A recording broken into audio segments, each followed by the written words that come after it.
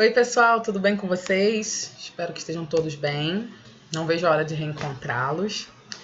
Então, nessa aula de hoje, nós vamos falar do capítulo 7 do nosso livro 2, sendo que eu dividi essa aula em duas partes, para que o conteúdo não fique muito longo, que a gente possa trabalhar com calma.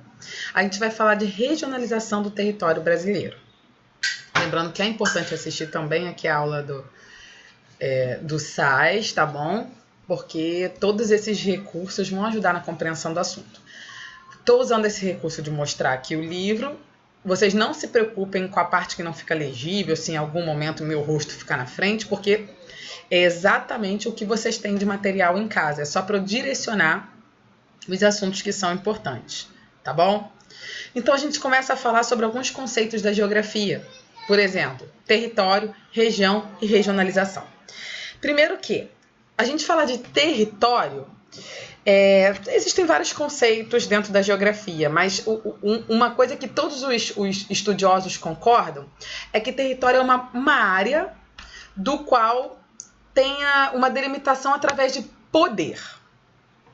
Por exemplo, um território indígena, ou seja, uma área delimitada dentro de um espaço que pode ser um estado, pode ser um município, mas que a relação de poder seja daqueles índios, ou uma área de tráfico de drogas, por exemplo, de uma facção criminosa. Enfim, território é ligado a espaço de poder. Quando a gente fala de região nada mais é do que delimitar uma determinada área, né? Para a gente falar de um determinado espaço, tá? E a região ela pode ser ligada a critério que você estabelecer. Por exemplo, eu quero falar das regiões que tenham determinada vegetação, dividir o espaço de acordo com alguns critérios. E a regionalização é você agrupar algumas regiões que têm esses critérios em comum.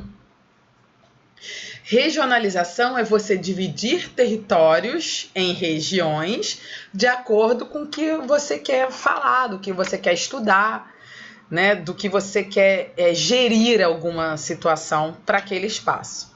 Talvez seja uma forma de facilitar justamente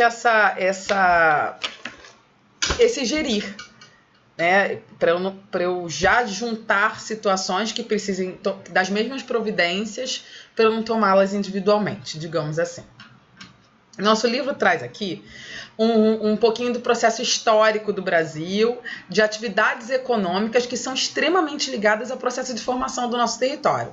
Então, só para a gente lembrar, no primeiro momento, quando os colonizadores chegaram aqui, a gente tem de cara a exploração de pau-brasil.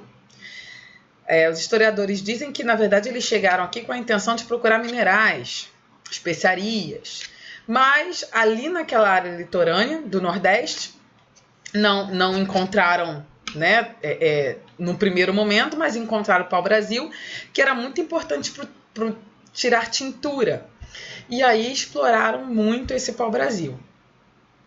Posteriormente, quando já tinham áreas até devastadas, trouxeram as plantações de cana, que já eram praticadas em áreas que países europeus já dominavam.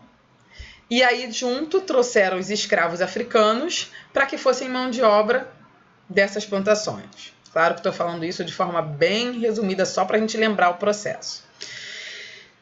Nesse mesmo momento, começou a se adentrar um pouco mais o território, né? Através das ações dos bandeirantes, busca de minério. E aí, posteriormente, a gente tem as drogas dos sertões, também especiarias, até a gente passar também conhecer, né? E começar a explorar a borracha. E a gente tem já trazendo outras possibilidades, além do fim da mão de obra escrava, nós temos os imigrantes europeus vindo para cá e começa a se estabelecer as plantações de café e a pecuária. Isso já territórios, né, em estados hoje, Rio, São Paulo principalmente, parte de Minas. Então você já começa a ver o perfil descendo mais ao sul, né, do Brasil. E aí, enfim, o ciclo do café ele sofre uma grande queda, né, por causa lá da crise de 29, e aí começa nosso processo industrial, justamente aproveitando o legado do café, as estradas, os lucros, os grandes cafeicultores, enfim, até a gente chegar nesse processo que a gente tem essa grande atração de mão de obra inchando, né, nossa região sudeste, dentro desse processo que a gente já conhece. Nosso livro traz até essa parte aí do café, tá bom? E, obviamente, esse território sendo espalhado cada vez mais para dentro do Brasil, né, e expandindo a ocupação do nosso território, que antes era tão concentrada nas áreas litorâneas. E aí a gente começa a falar das diferentes regionalizações que o Brasil já teve. Nós vamos falar hoje de uma regionalização antes do IBGE, as regionalizações que já tiveram no IBGE, tá? E vamos falar um pouquinho da regionalização de Milton Santos. Nós vamos deixar a regionalização que fala de regiões geoeconômicas para a segunda parte. Então, dentro dessa parte de regionalizações, nós vamos falar aqui desta regionalização, que é antes da criação do IBGE. Nós tínhamos uma divisão proposta, né? Que só levava em consideração critérios físicos e naturais, como relevo, clima e vegetação. Por que ele pensou, esse geógrafo francês pensou nisso? Porque ele acreditava que esses critérios eles não mudavam ao longo do tempo. Então, era mais fácil regionalizar dessa forma.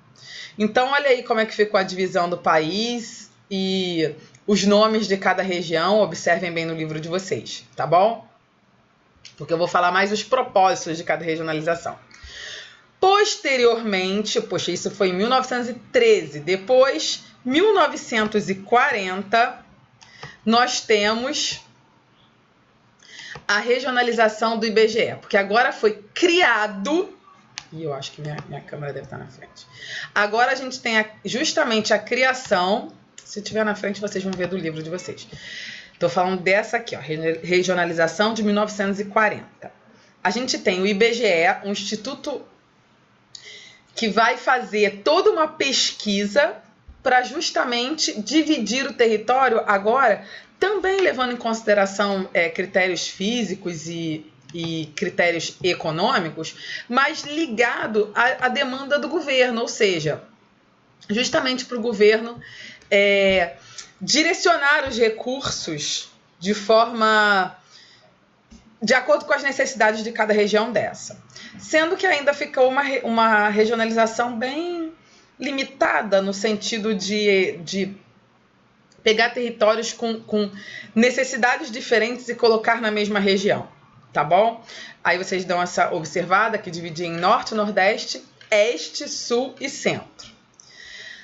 E aí, não muito depois, 5 aninhos só depois, a gente tem a regionalização, também feita pelo IBGE, que já desmembrava mais o território. Até porque, nesse momento, a gente tem a criação de alguns estados que não se tinha.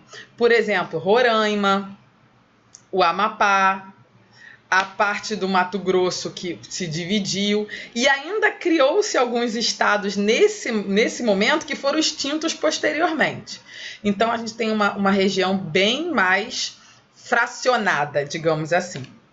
Em 1950, a gente já tem essa regionalização que a gente conhece até hoje, que extingue, como eu falei, alguns estados que foram criados, por exemplo, Iguaçu e Ponta Porã, que foi criado lá em 1945, e nesse momento a gente ainda tem a capital do Brasil no Rio de Janeiro, e isso vai mudar posteriormente, até com a ideia de centralizar o território. E aí a gente tem 1970, justamente com a construção de Brasília, a gente tem o Distrito Federal bem ao centro do Brasil. E aí essa divisão regional, ela traz para a gente já um formato bem parecido do que a gente conhece hoje, tá bom? 77, a gente tem aí o Mato Grosso do Sul, e aí a regionalização que a gente usa hoje, 2014, no qual a gente coloca como 27 unidades federativas, 26 estados e mais o Distrito Federal, e nessa divisão que a gente tem Norte, Nordeste, Centro-Oeste, Sul e Sudeste. Ou seja, a regionalização do IBGE, ela divide o território hoje em 5 regiões e os critérios adotados são critérios naturais e socioeconômicos, tá bom?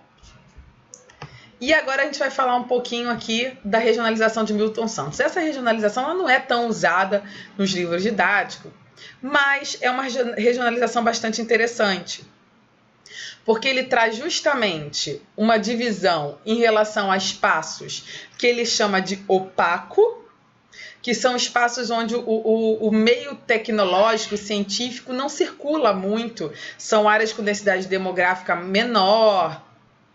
Por exemplo, a Amazônia, que é uma floresta muito grande, e aí, obviamente, esse espaço, mesmo tendo a Zona Franca de Manaus e tal, o espaço de técnico, científico, informacional, que ele fala tanto, não é tão difundido.